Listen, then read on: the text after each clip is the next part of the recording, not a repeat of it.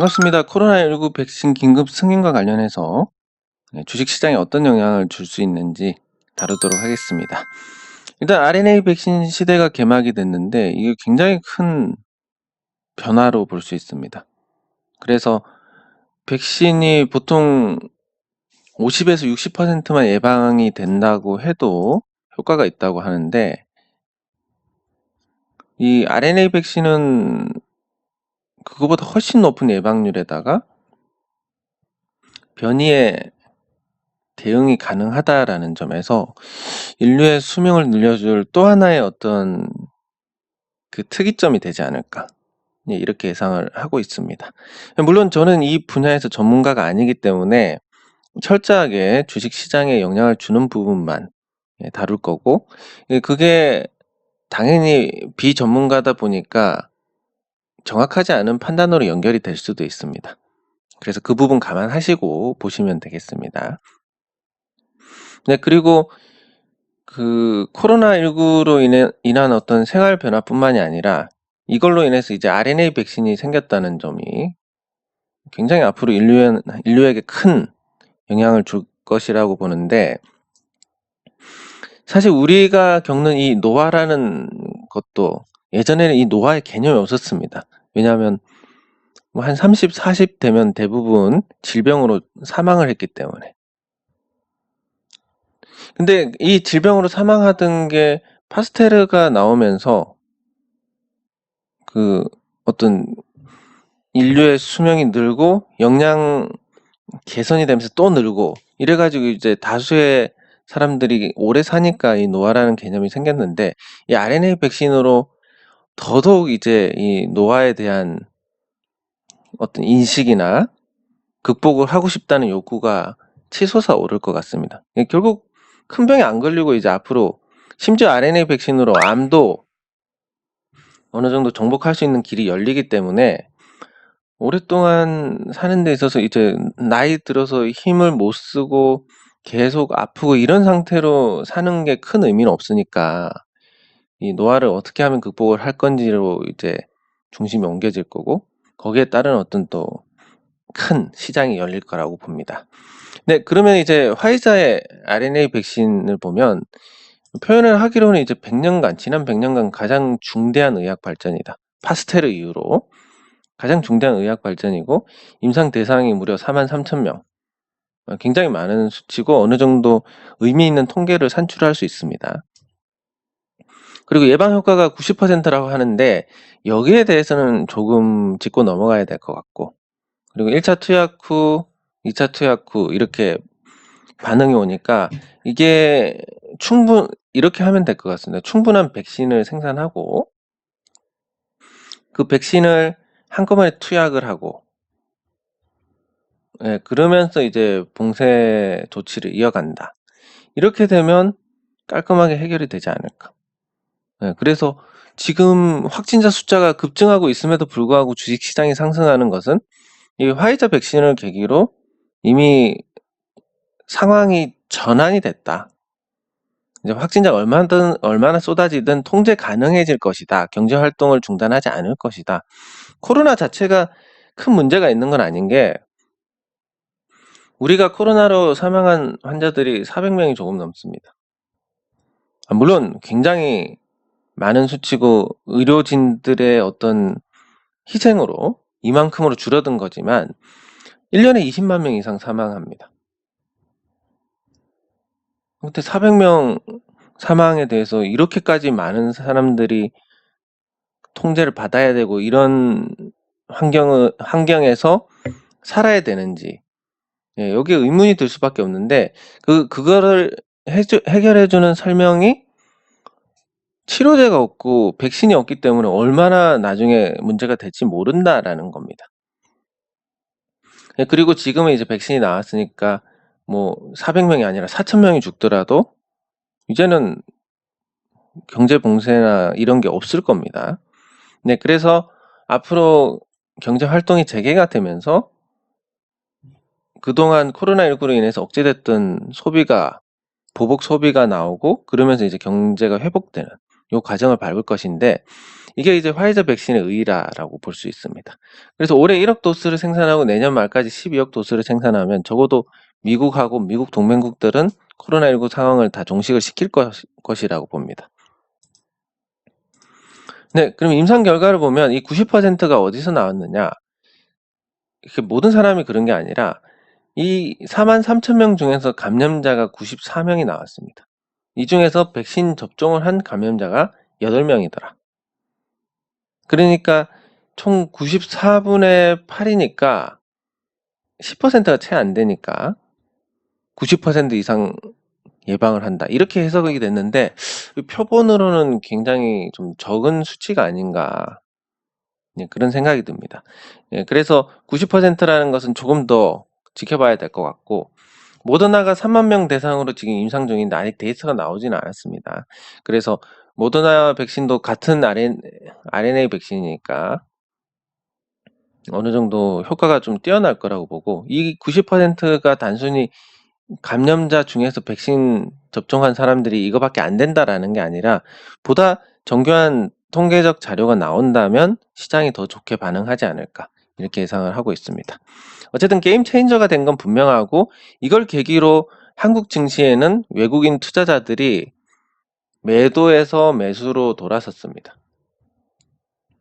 외국인이 매도해서 매수로 돌아선 것은 한국 시장은 어쨌든 위험이 높은 신흥국 시장이고 코로나19에 대해서 불확실성이 커져 있기 때문에 매도를 한 거고 비중을 줄였다는 개념이 맞을 겁니다. 뭐 어차피 몇백조나 되니까 비중을 줄였다가 이제 그 불확실성이 해소되니까 다시 채워넣는 과정.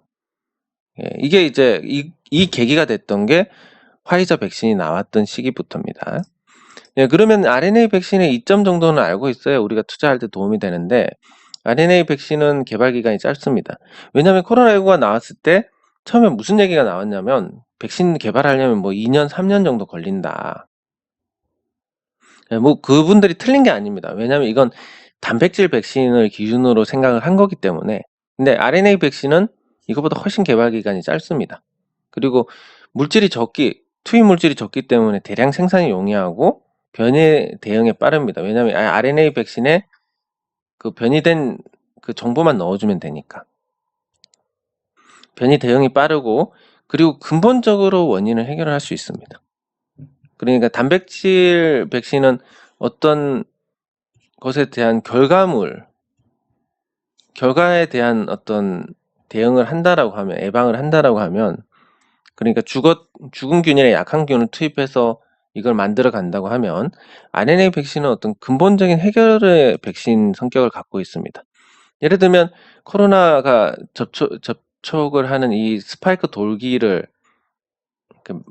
무력화시키는 그런 백신이기 때문에 이 구조 자체가 바뀌지 않는 이상 결국은 다 예방이 될 수밖에 없는 그런 구조고, 그리고 몸속에서 쉽게 분해가 되니까 부작용이 적습니다. 예를 들면 코로나 백신을 맞았다 그러면 3개월 이내에 이게 전부 몸 밖으로 빠져나옵니다. 그러니까 뭐 부작용이 있으려고 해도 좀 있기가 힘든 구조. 그래서 다양한 질병에 대한 근본적인 해결을 할 수 있다라고 볼 수 있습니다.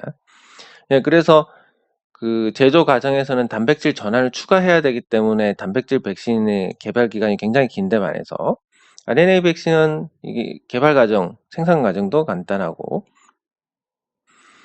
그리고 변이에 대해서는 염기 서열을 반영해서 단백질을 다시 제조를 해야 됩니다. 근데 RNA 백신은 변이 RNA를 절편에 삽입하면 끝납니다.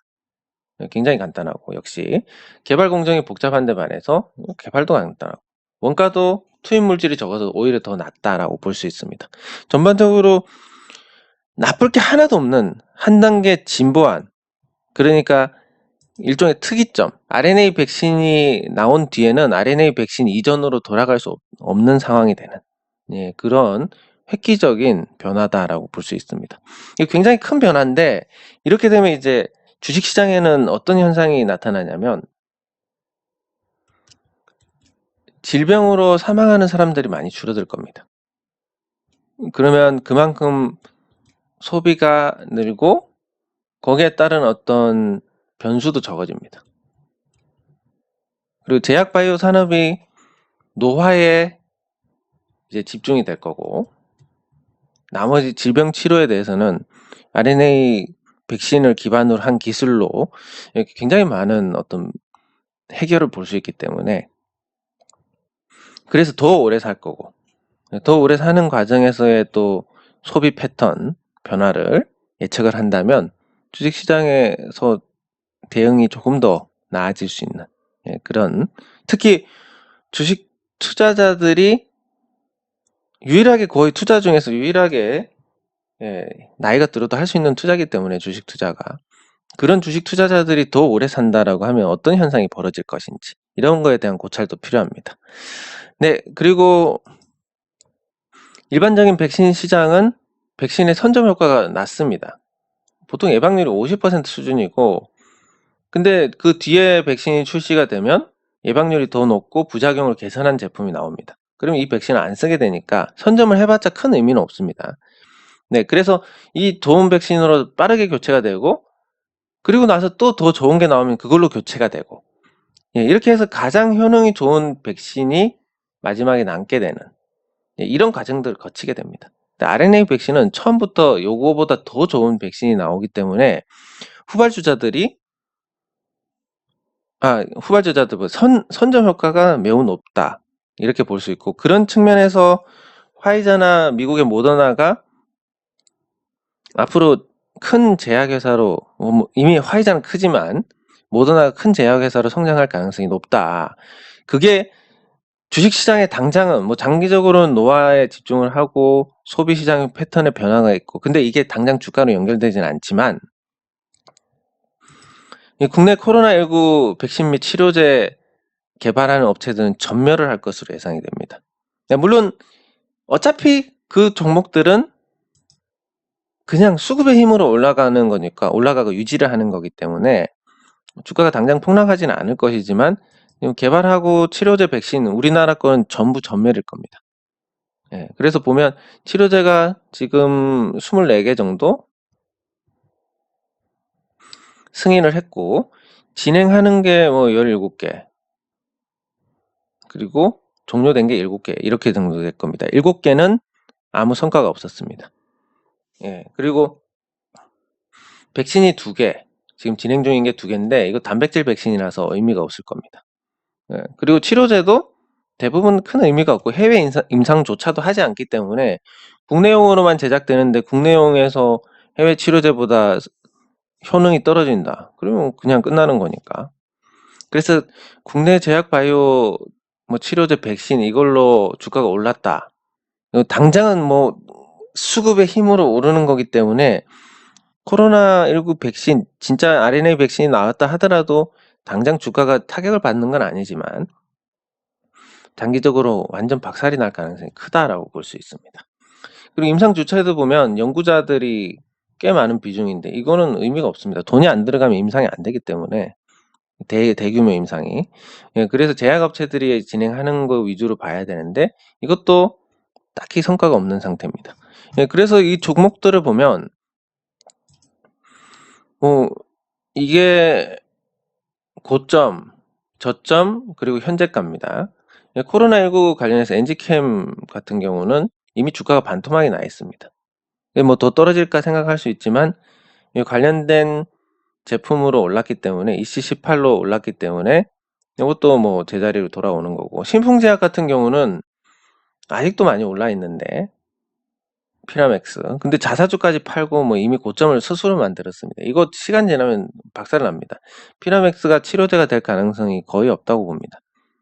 대웅제약 것도 마찬가지고, 다만 대웅제약은 이미 저점에 가까워졌기 때문에 주가 하락폭은 크지 않을 거고, 부강약품도 그런 상태고, 셀트리온은 고점에서 가까운데, 셀트리온은 조금 말은 아끼겠습니다. 어쨌든 녹십자도 지금 고점에서 가까운 상태. 이게 과연 치료제로서 수익을 내서 뭔가 기업 가치의 향상을 가져올 수 있느냐라고 따지면 거의 희박하지 않을까. 그리고 국내 코로나19 환자가 지금 하루 200명 정도 되는데,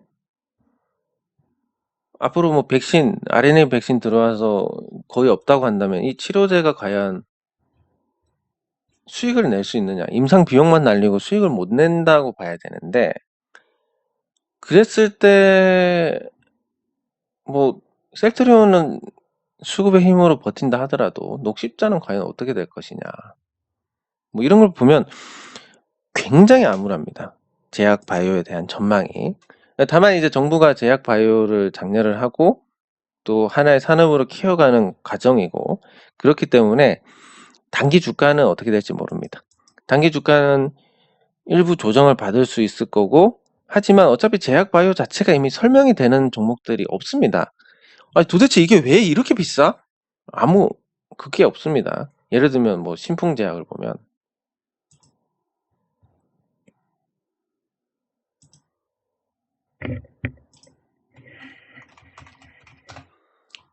신풍제약이 뭐 한 20% 최근에 반격을 하긴 했는데,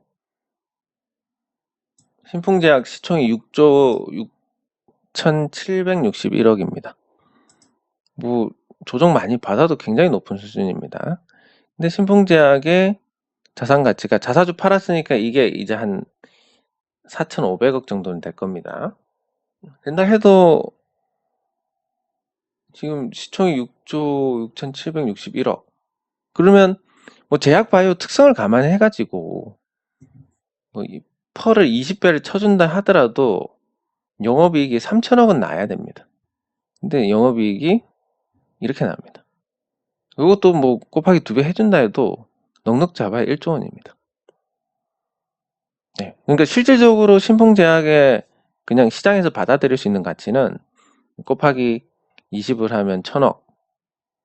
근데 자산 가치가 많아졌으니까 4,500억. 그러면 뭐 최대한 반영해서 이거 곱하기 2 한다 해도 9,000억. 지금 6조 원대니까 주가가 한 7분의 1 토막이 나야 됩니다. 그러면 2만 원? 적정 주가도 아니고 최대한 그나마 설명할 수 있는 주가가 된다고 해도 2만 원. 그러니까 상승 시작하는 가격대로 돌아가는 겁니다. 그러면 언젠가는 신풍제약이 뭐 반등도 하고 이렇게 하겠지만 결국 언젠가는 이쪽으로 가게 됩니다. 당장은 아니겠지만 어차피 가게 된다. 성과가 안 나가지고 결국 수급이 붕괴됩니다. 뭐 터진다 해가지고 1년, 2년 정도는 기다릴 수 있는데 5년 되고 10년 되면 도대체 언제 터지냐. 당연히 이렇게 될 수밖에 없는 겁니다. 단기적으로는 주가가 일부 조정을 받을 수 있겠지만 어차피 수급의 힘으로 주가가 형성이 된 거니까 거기에 대해서 큰 변동은 없을 것 같고, 또 주가도 이미 고점 대비해서 많이 떨어졌습니다. 셀트리온하고 녹십자는 연중 최고치하고 큰 차이가 없기 때문에 얘들이 떨어질지 뭐 돌파를 할지 모르는 상태지만, 수급에 달렸지만 둘 다 덩치가 뭐 만만치 않기 때문에 오르긴 좀 힘들지 않을까. 녹십자를 보면 녹십자 시총이 4조 3천억입니다. 예.